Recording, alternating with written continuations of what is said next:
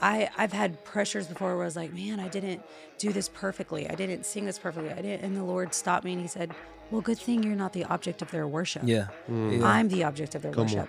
You just help lead them to me. Yes, exactly. And I'm like, okay, well, that does take a certain element of pressure where the perfection thing can be demonic oppression. Yeah. But at the same time, to want to be good for the Lord. Yes. To bring him the gift, not for the people, but for the Lord. You know, I'm in green rooms and people won't even pray out loud. I'm like, bro, you done had a whole 30-minute conversation. You will reverence me more than you will reverence the Lord. Crazy. You won't pray out loud, but you'll talk to me for 30 minutes, man. Like, I'm not that tight.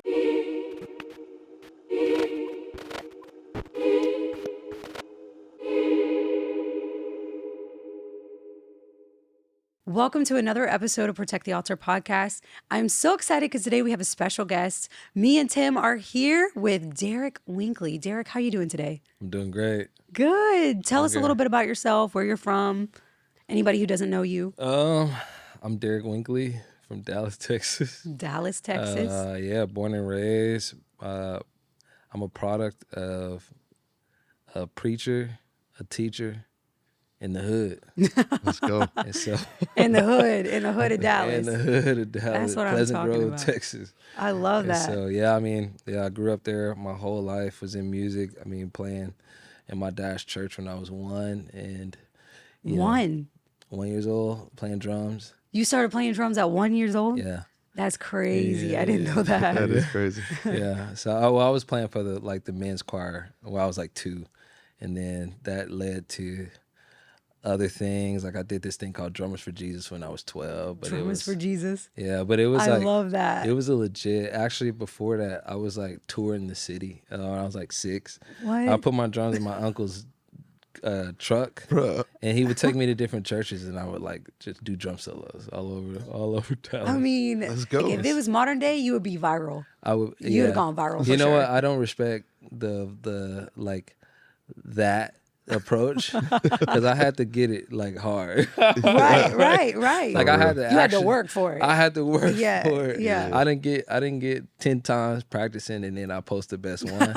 It was one and done for me. One and done. That's actually And true. So when I was 12, I did this thing called Drums for Jesus. It was like the top drummers in the world, like Chris Brown's drum, John Blackwell, Aaron Spears, who's deceased now, Chris Coleman, Spud Seawright, who's a Dallas drummer, Greg Bissonette, like a lot of the top drummers, and I was one of the featured drummers at like 12. Wow. And so I met my mentor who played drums for Snarky Puppy, I just kind of locked into music from then on. I love that. That's crazy. So you started on drums. Mm-hmm. You are a preacher, teacher, kid. So you were like born and raised in church. Yep. And so then you are in Dallas, you're connecting with all these musicians at a young age. Yeah. And so then what happens from there? Like, so you meet Jesus obviously as a kid. Pretty early. Yeah. Pretty early. I'm actually thinking about getting baptized again. Yeah. Yeah. That's special. Yeah. Sometimes, I feel like as pastors' kids, we can take for granted those moments and like to choose to do it even as an adult. As an adult. Is very special. Yeah, it is. It is special. It's a real I have decided moment. Yeah, and it's also like I feel like there's like a lot of shame. You know what I mean? Like, man, I was baptized. I'm gonna just let that ride. But it's like you're right. Like I want to make a decision for myself and like really be intentional about, like where I'm at. So, anyways. Yeah, that's good. That's dope. good. I'm getting ahead of myself. Get washed in the water. That's what I'm talking about. So, all right. So then tell me about all of that. You get into music.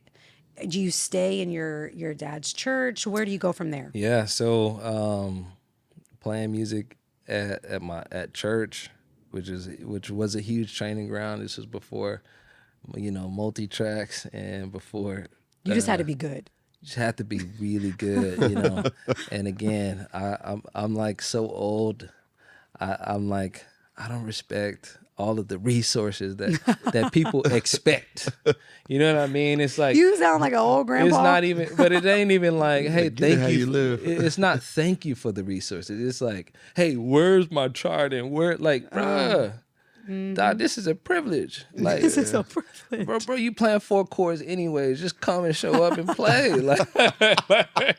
Like, And that's your hot take today, right there. absolutely. That's not a hot. That's the truth. That is bro.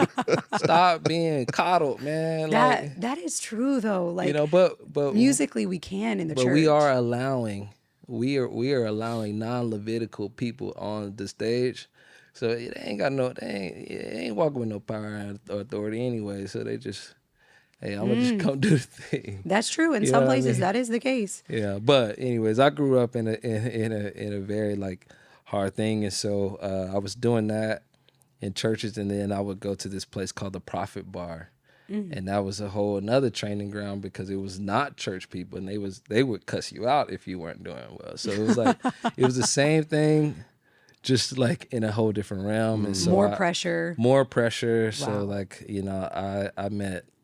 I've met tons of people from Justin Timberlake to Adam Blackstone to Ronald Bruner Jr. in the Prophet Bar, you know, Wow. and so, man, they allowed me the opportunity to sit in. RC and the Grits were the house band, which was Erykah Badu's band. Wow.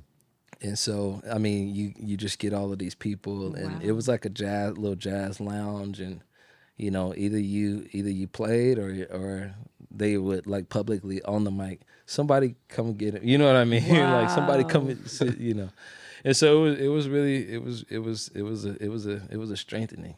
Wow. It was oppressing. That is oppressive. That's oppressive, crazy. So how did you get into like moving to the piano? Because now, you know, you're a track writer, and how did you get into songwriting? Yeah, so I mean, from there I went to UNT, which is a jazz college in Texas, in Dallas, and so I was like teching for Sput, who was the drummer for Snarky Puppy at the time, and so I would just go to his gigs, set his drums up, and that would be it, and I would just watch him play.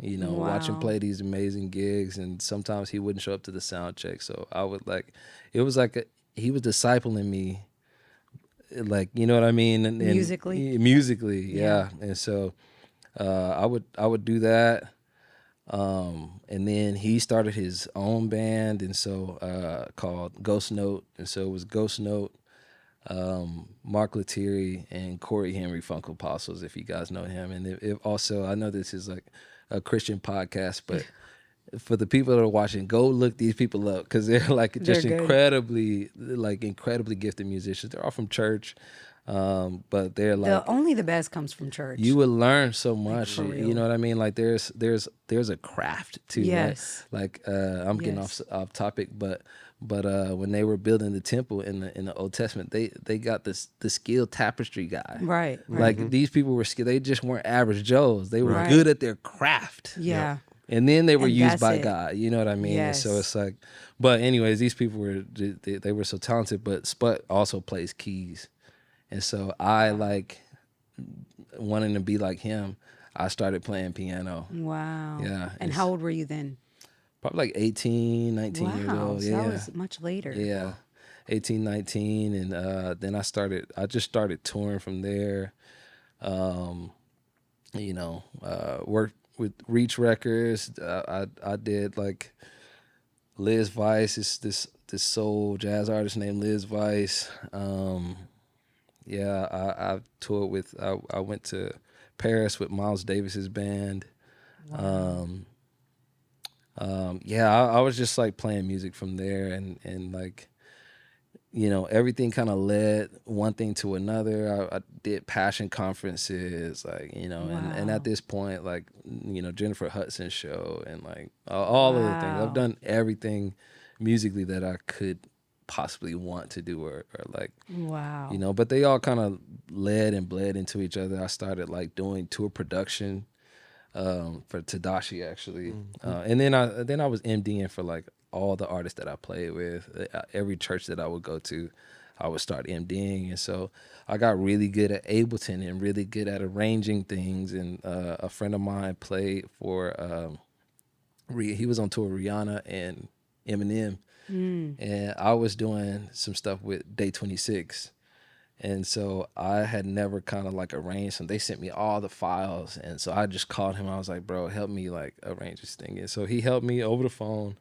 But then I learned how to like arrange songs and like, you know what I mean? Like do the things that I'm doing now, but like just in a different context. And so That's amazing. you learn that. And then like I got into the prayer room. The Lord led me to upper room and in the prayer room. And, you know, we have 2 songs for 2 hours. And so that's where I really learned how to write songs. Like just like Awesome.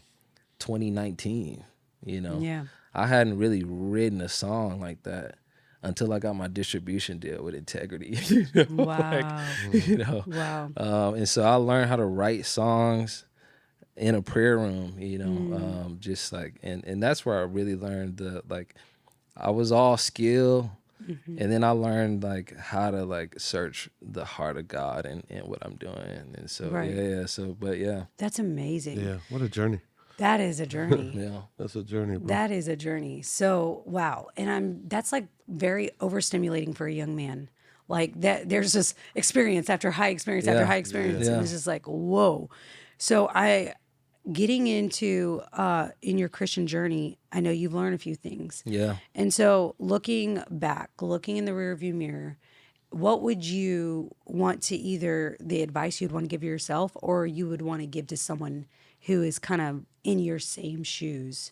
They have all of these opportunities and they have all this talent. Is there any advice you would give anybody beginning their journey? Yeah. I mean, I think I'm still on it. I'm still like processing different things. And so I think for me, it's just like to trust the Lord in it all. Like the God is going to give you everything that you need, you know? And I've been like having conversations around what actually moves the heart of God. I don't think it's perfection. I think it's faith. Purely. So you could be successful and not be totally saved.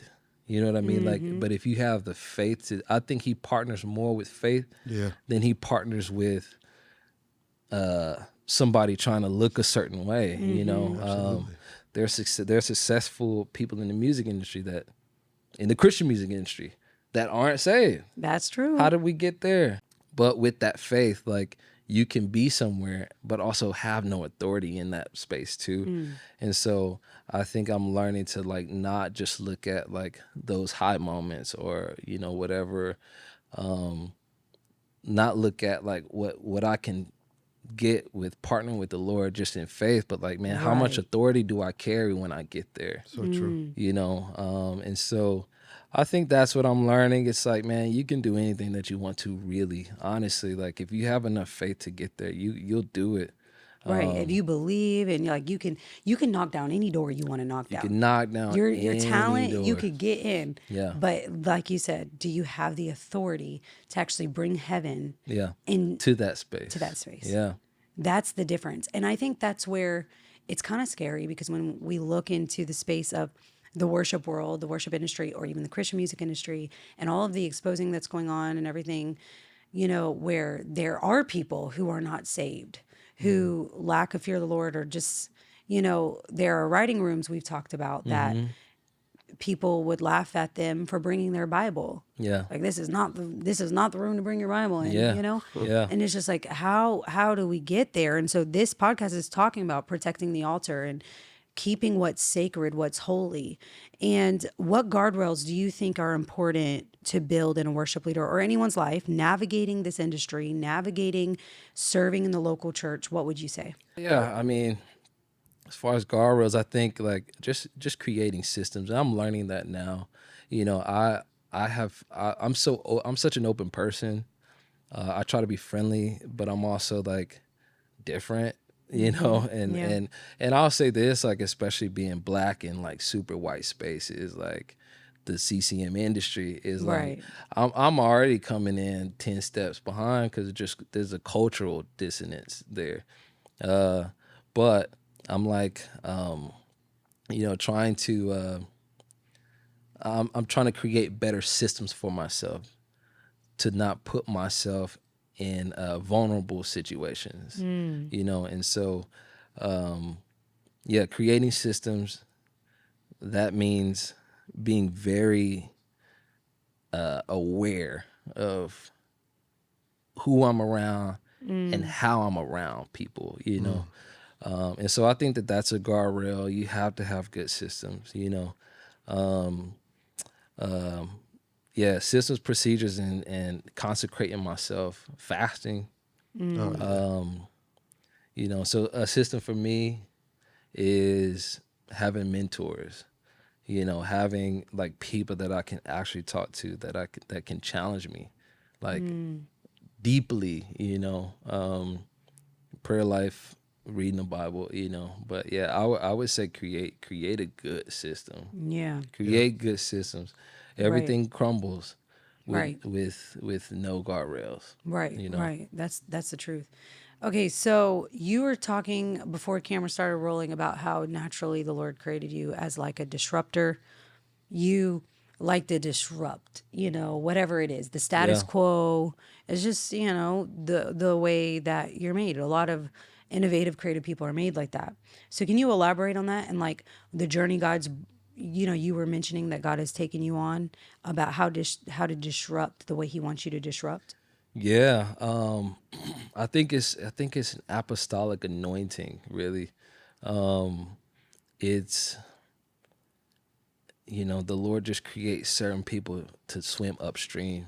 And I've never just been one who is like, Go with the flow. go with the flow, go along to get along. I'm like always thinking of a way to like, and not even purposely, I'm not trying to Right. purposely like stand out, but it's just like, man, I can be in a room full of people and somebody will point and give me a prophetic word or something. You know, it's just like, it just happens.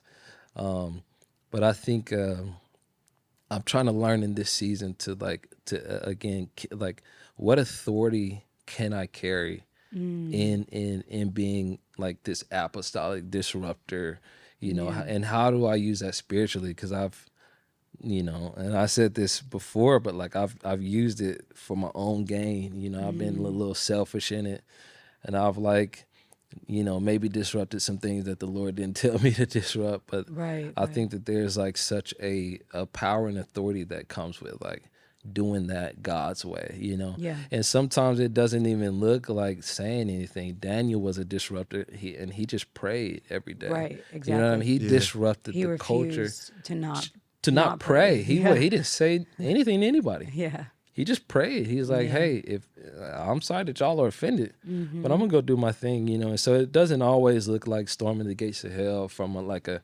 rah way, but it's just like, man, how do I like walk in authority? How do I give myself to this thing God's way? You know. That's good. I feel like something you're saying about authority too, and I was reminded because you and I were talking a little off Yeah. camera about this too, Yeah. and it was just a rich conversation this morning, and just building. But like one of the things about authority that is always, like you said, it's not rah like storm the gates Yeah. of hell thing, but like there's a passage, and I was looking it up earlier, and it's John 13, and Jesus is washing the disciples' feet. Mm-hmm. And literally before he starts washing their feet, the scripture wants us to know that in context, that Jesus knew in that very moment that all authority had been given to him. Yeah. Everything that God had created, everything on the earth was under his authority. Yeah. And so what did he do in that moment with the knowledge that I have the authority to went do? low. I went low and I served. Yep. And he washed people's Yep. feet. So just as much as authority is storming the gates of hell Yeah. and taking things by force, it is just as much as loving, caring, Loving, kind, caring. serving, Yeah. and Yeah. putting others before yourself Literally. and all of that. And man. I think that that's when you know that you're doing it the Lord's way. You Yeah. know? Right. And you're not gonna. Again, they were offended that he did that. You Right. know what I mean? They were like, "Well, what are you doing?" Uh-huh. But so I said that to say like everybody's not gonna get it, but at the same time, like we are called to love God and love people. That's Yeah. it. You know, and so if my disruption is disrupting other people's lives in a negative way, then it doesn't carry the godly authority that, you know what I mean? And so you can ruffle feathers, because with the Pharisees, it was a different type of disruption, you know what I mean? And so it's like, you just have to really like be in tune with like, man, where is the Spirit leading me in this moment, and what do I like? How do I serve the situation? And is this a washing feet? Yeah. Or am I flipping tables? You know what I mean? And so, And that discernment comes from that more than just like a normal style prayer life. It's that deep absolutely, intimacy it's a with God, depth, because that's man. where a lot of Yeah. times I think we get in those situations where it's like, I think, Pastor Patricia, who's Deborah's mom, is, such a spiritual mother to so many. And she has always told me, she said, God is giving you authority and many tools to use, but you can't always pull the sword out of the bag. Oh, man. Sometimes Yeah. there's more than Like the sword in Peter. the tool bag. I'll You flip know a what I'm table in a saying? minute. I'll flip a table. And you can Cut run to that that. ear off, man. Think about it like this. If your natural inclination is, I always want to flip the table, but what if somebody is at that table that God called to you to be in a relationship with the Creator? But if you that's flip that right. table, then so it's discernment in those moments. And the only way you grow in discernment is the secret place with God, where you can hear His voice. Because if you can learn to hear His voice there in deep intimacy, then the loudness of life and your natural carnal inclination to just respond to something, all of a sudden you can hear His voice in the loudness of those moments, and you can obey. The two things that the Lord is teaching me in this season is submission and honor. Yeah. Yeah, and that's How how do I you grow submit? authority. How do I honor? There you go, bro. That's it. It's hard. Yeah. Because it's sometimes I'm like I said, I'm a natural table flipper. Yeah. But in this season, He's teaching me to submit and to honor. Yeah. So real. And that'll take you farther than anything else. Mm-hmm. So, reflecting on the industry of worship versus the call of worship, two different things. We got a whole industry, we have a whole thing that's been built, and it's not necessarily bad, it's not necessarily bad at all. Like, God can use that, and there is order to that and system in place. But how can we, as there's a lot of people who watch this podcast that may be songwriters who are also worship leaders. Yeah. And then, so they're in both worlds. They're in the industry of worship, but then they're also leading worship, called to their local church. So how can, in your experience, we stay legit and committed to the main thing and not allow our hearts to get sidetracked? Yeah. I mean, I think it's two facets. It's understanding that music is a craft. Just like, and I think that we dishonor the creativity part of the stage, and we glorify too much maybe like the orative part of the stage, or I don't know if that's a word, but like the preaching, right? So like Yeah. we guard that, but we don't really guard the worship. And those are equally as like, Absolutely. they're both discipling. Yes. They're both leading. They're both, you know what I mean? They're And so it's like, teaching. I think first we need to bring as much honor as we do from a pastoral lens to the worship lens. Yeah. And that, I think spiritually, like, man, where's your heart really? You know what I mean? Like, because we wouldn't let somebody, anybody just preach, Right. but we'll let somebody watch porn Saturday night and play drums or play bass. Ain't nobody gonna see them. No, they're Lord. ministering. Yeah, the Lord You know sees what I it. mean? And not, whatever. If you struggling with that, that's on you and the Lord. But it's like, And your leadership. See, that's the thing, where if people are struggling, we got to have ministry Things in and place. pastors in Yes. place Yeah. where people, but it's on each individual to confess. to confess. To confess to one another. Yeah. And so we have to be pastors who are safe places for that confession. Absolutely. And then know when to even set down. Yeah. When do we need to set ourselves down? Yeah. When, Exactly. yeah. And so I think one, there's like, we need to hold like spiritually the realness of that. And then 2, I think we need to understand that music is a craft. Yeah. And so like we were talking about the Planet Center thing, like really I care about the craft of music. Yeah. You know what I mean? Like Yeah. I want to be good at music so that I can give an offering to the Lord. But That's like good. I want to be the best musician in the room, even though I know I'm not most of the time. Like I just want to be the best at what I do. You know? And that out of a place of like, I want that to brings give a that whole to nother God. lens. So it's not bad to want to be great. Yes. It's wonderful to want to be great. We need to, I feel like the Lord reminded me, and I shared this with you, I think yesterday when we were writing, was that I've had pressures before where I was like, man, I didn't do this perfectly. I didn't sing this perfectly. And the Lord stopped me and he said, well, good thing you're not the object of their worship. Yeah. Yeah. I'm the object of their worship. You just help lead them to me. Yes, exactly. And I'm like, okay, well, that does take a certain element of pressure where the perfection thing can be demonic oppression. Yeah. But at the same time, to want to be good for the Lord. Yes. To bring Yeah. him the gift, not for the people, but Nope. for the Lord. For the Lord. That makes a huge difference does. because then it takes away like this element of laziness. Yeah. Where just like you're That's just what it showing up, is. playing the Yeah. 4 chords, you're relying on the multi-tracks resources. Yeah. Multi-tracks resources. and you know what I'm saying? Like but actually doing it from the place of the king is worthy of the best offering that I can bring. Greatest. And in unfortunately we not cutting lambs in half and doing all that stuff, but we are. Unfortunately, but no. we are.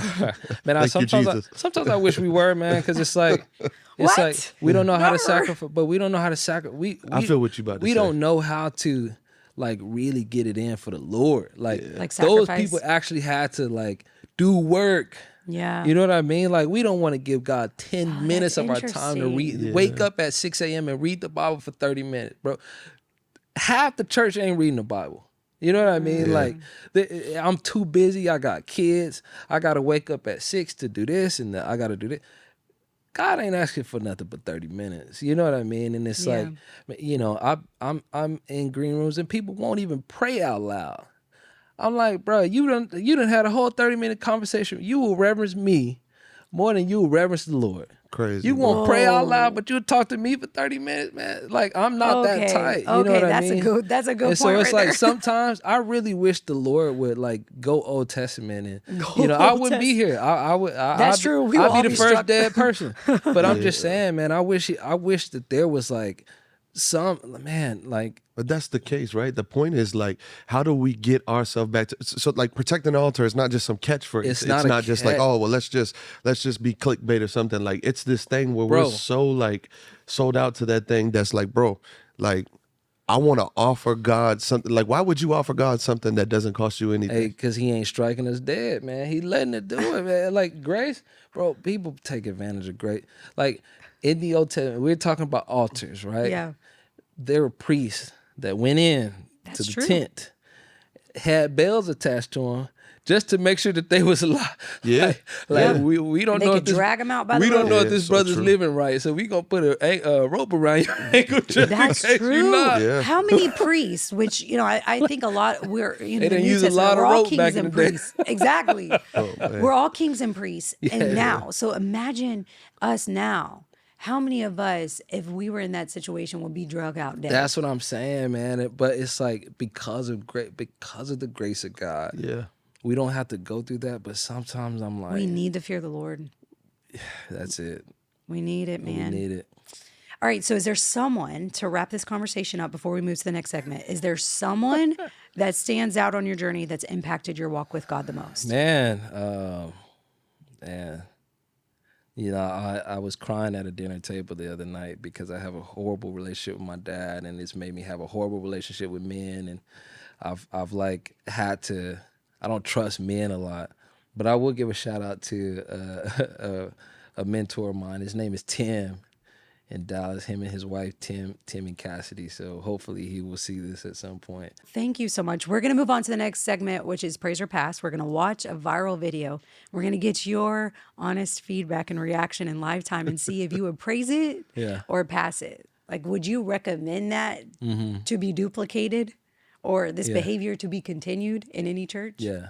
Or would you pass it? Submit with submission and honor being the reference point. Yeah, yeah, exactly. I want to honor everybody. Exactly, exactly. Trust him. That's why I trust him. I called your house. You wouldn't hear. You wouldn't answer. I called your house. You wouldn't hear. Wouldn't even answer. I called your house. You wouldn't hear. You wouldn't answer. That's why I don't trust you. I don't trust you, but I sought the Lord and he heard. Answer. Oh, yes, and no more. And he answered. I sought the Lord. Okay. So I don't know if you could see that, but the singers in the background, I don't think they were prepared for that little lyric change. So that's a black church. She was talking to somebody in the audience. She was for talking sure. to some- Nah, I I mean, done been there. it done- definitely sounds I like she done- got some beef with I done somebody. seen it happen in real time. She was definitely calling somebody out in the audience for 100%. And how she in that thing? Yeah. She I don't trust you. said, but So, I hey, sought that, but I hey, trust the Lord. One of them men was trying to talk to her. Oh, Lord Jesus. And, I'm so weak right now. Hold on. and she said, I done caught you. I done And caught I you. don't I trust you. called your house. Okay, You so wouldn't answer. You wouldn't answer. There's somebody else there. oh, okay, Yeah, all right, all right. She calling So somebody. Can we out. consider that a subliminal shot if the person was present? Nah, that was very not subliminal. That was a very, That was like very personal. yeah. Because they all know who she was talking about. Too. Oh, yeah. and that's why all the singers in the background were like, Yeah. Oh. Yeah. She been stirring on that word all week. Bless her heart, Jesus. Help her, Lord. yeah. Yeah. So would you praise her past that? Oh, for sure. Pass. But I like the Why? boldness though. I like the boldness. I like There the you go. boldness. See, that's an example of disrupting for the wrong kingdom. Oh my God. Yeah, for See, sure. imagine that boldness with a fresh Use word of the Lord. With a fresh word of the Lord. Come on, let's go. And it's just like, what we doing? Like, What? what are we doing? Using our boldness Yeah. for ourselves because we're offended with that guy Yeah. who. But you know what though? That is more overt, and there's so much stuff being under the rug when people are being personal like that. You That's know, good. you could correct her. Well, obviously she knew she was wrong, but you can't. Does correct, she though? Maybe She not. probably don't. But you can't correct somebody that's not that overt. You know what I mean? Right. Like that's It's sneaking in on the subliminal, yeah. radar. You know, so I respect it. Yeah, I respect would it. rather it out in the open. I like, would rather that in the open. not on the stage, but like at least like in the green room. Like, hey, I'm dealing with anger. But she went back to it though.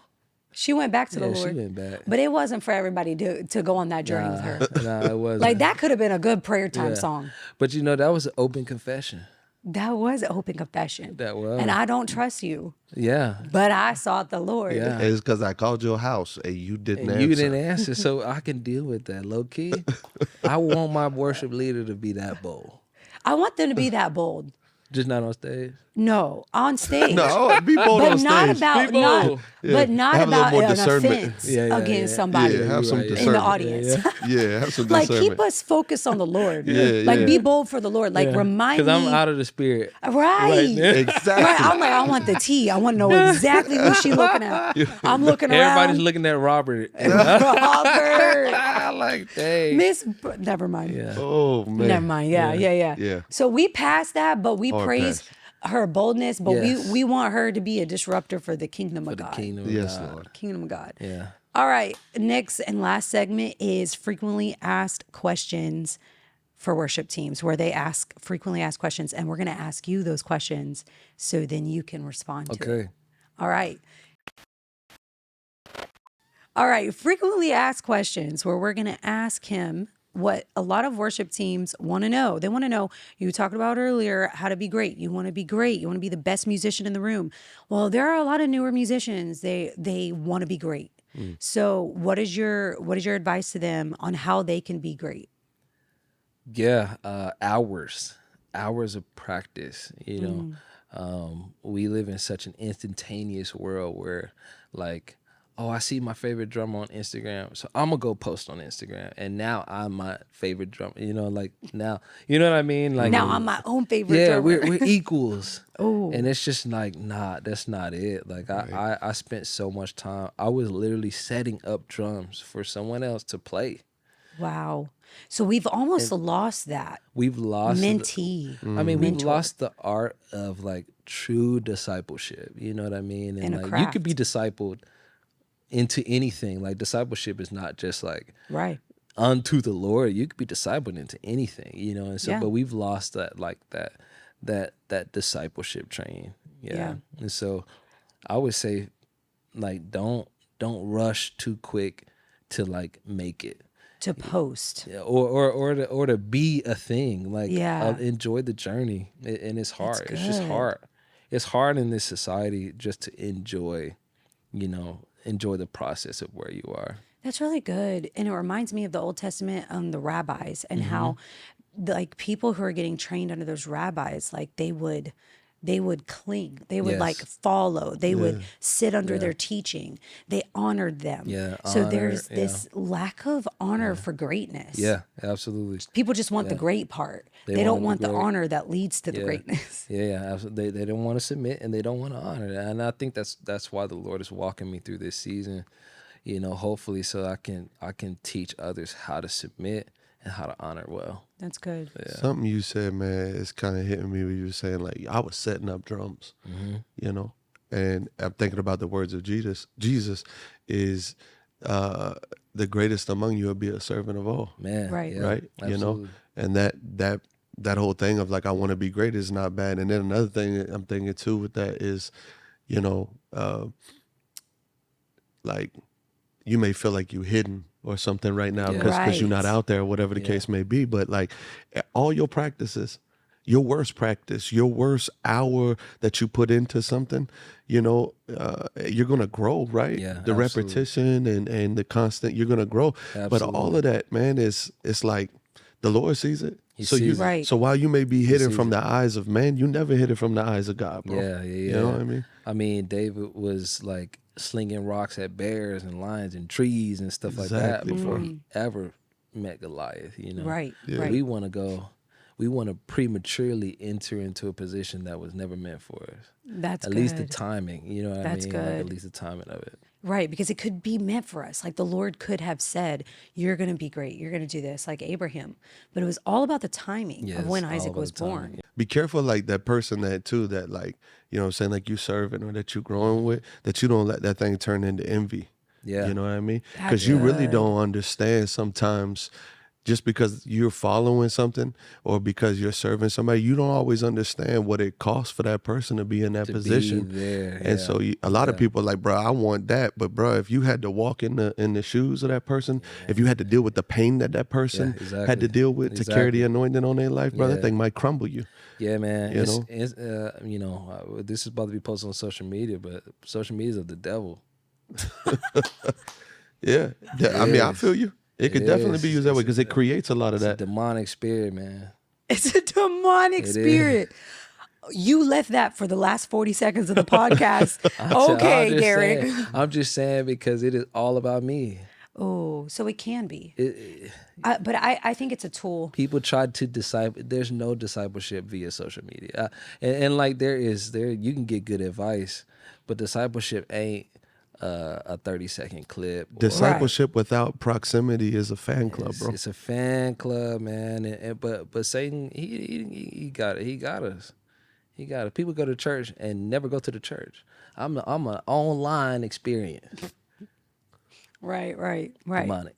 Right. It is. He wants you on your couch. Right. He wants you on your couch because that's literally not what the Word of God says. Comfortable, It convenient. says to come together. Yeah, man. You have to get outside. I'm about to go cut a lamb in half after this. And on that note, we thank you so much for joining this episode and just bringing a little disruption, Yeah. little disruption.